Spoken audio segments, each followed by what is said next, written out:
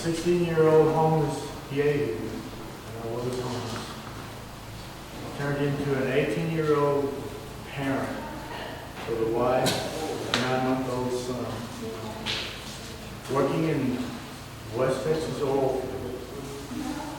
Do you think that would give an 18-year-old an attitude? Came home one day. My wife was standing in the middle of the front room. That was the wrong wife. I have the right one.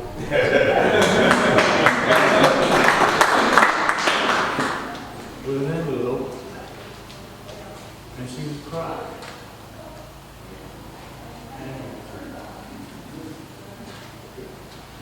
What are you crying about? I don't want to stay in the oil for all day long. Look at all this stuff all over me. She didn't say anything. Went in the bedroom, sat on the floor, opened it up.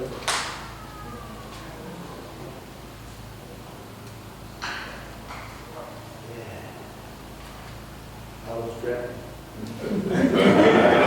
Yeah. We're going in the army. Yeah. I did 2 weeks in boot camp. They cut the grass. Woo! Better make it. But I spent 2 years in the 2nd and 7th Cav at Fort Hood. When my 2 years was up, I had bumped into some really guys right down the street there. That was, they looked exciting, and they went places and did exciting things. They jumped out of airplanes and all this, and they, well, whatever. So, the company commander was friends with the company commander of that unit.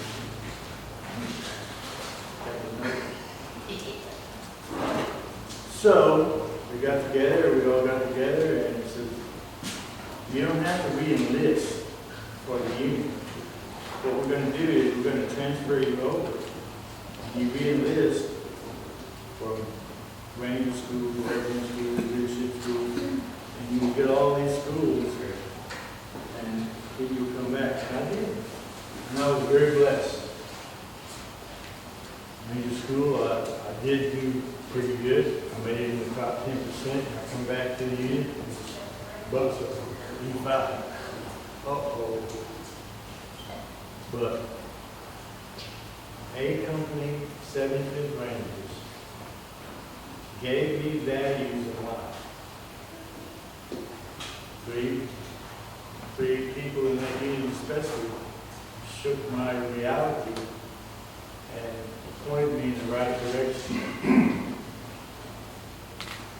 My squad leader, my platoon sergeant. Thank you, Sergeant. My company commander.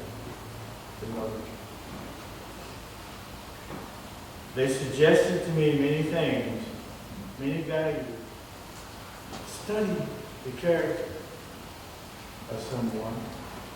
By not, all you have to do is just look at it and watch their movements and watch their attitude towards life. And when you can relate to a human being in a way that they will accept it, you have accomplished. 3 values: learn, adapt, improvise. That doesn't mean they have to be in that order. You can take those 3 values and whatever you're facing and work them around and make them work. And it worked for me all the way through life. As a matter of fact, those values in this unit, this family unit, gave me values that put me in a position of character where I was able to accomplish some years in my life. I had an opportunity, got a phone call one day from one of my friends that knew what unit I had been in. He said, hey, I gave your name to someone up in Washington, they're gonna give you a phone call. And, I heard you got your degree in engineering, or at least design engineering, and, they're gonna give you a phone call. So they did. Said, how you doing, Mr. Barree? I'm so-and-so, so-and-so. Said, we see that you were in a ranger company, and see that you have an education in designing, and that you were at least an E5 in the Army. Yeah. Well, we were just wondering, would you be interested in going on the other side of the world for us and helping us? And we'll set you up with a 3-man design team and a 4-man engineering team, and we'll go and do some design for us. I said, wait a minute. Where are we going? Oh, it's a place in Afghanistan called Kandahar. Really? All right. How long I'll be there? I shouldn't take more than a year. 3 years later, we recovered Kandahar from the disaster that it was in. All the bad guys went in there, and the super guy with the incinerator bomb put it in and did away with it. I did my 3 years there. I moved on. I said, please, I know we just said 1 year, but could you just go to a place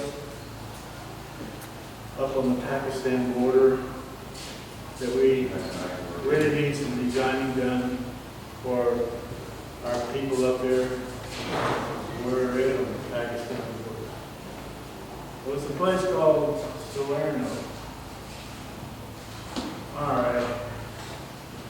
Salerno. So what's up? Pakistan or Afghanistan, Pakistan, and 50 miles wide and 150 miles long, a mountain range full of hundreds of miles of caves.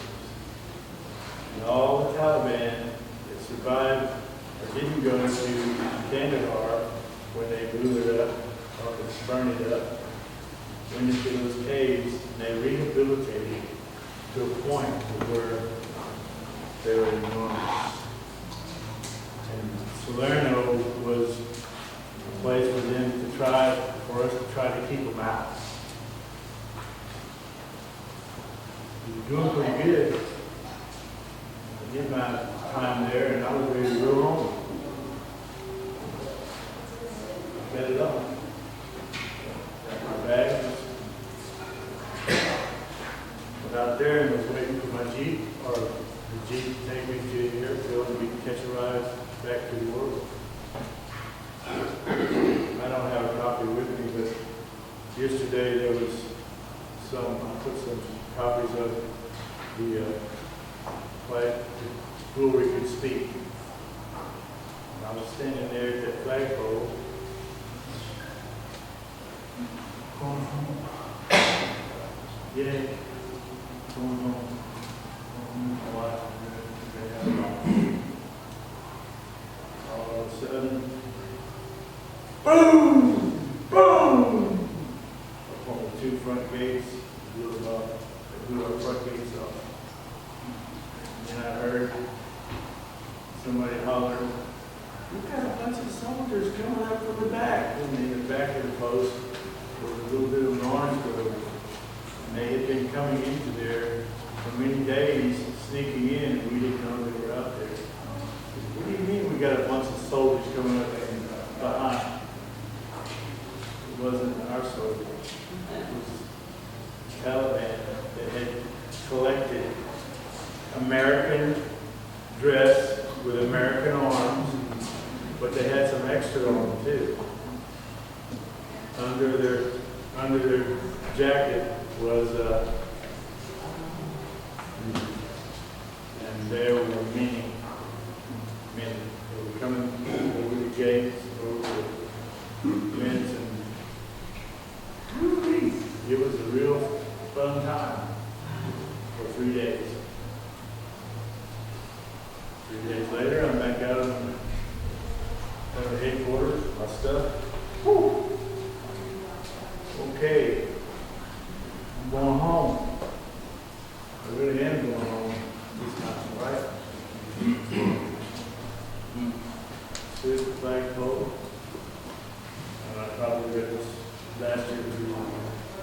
you here.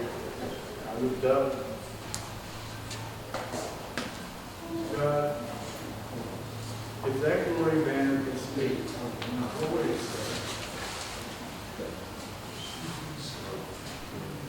quick, he did it. He gave me the word. I take no credit for it. He gave me the word.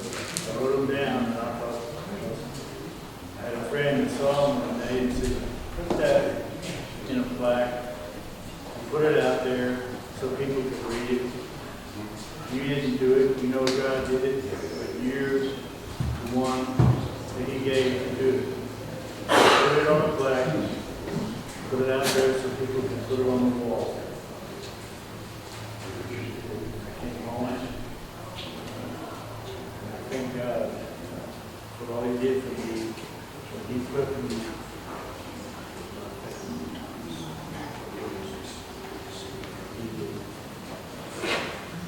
If you want, I'll get a copy of that later on when we're all together. I'll read it to you. God bless you.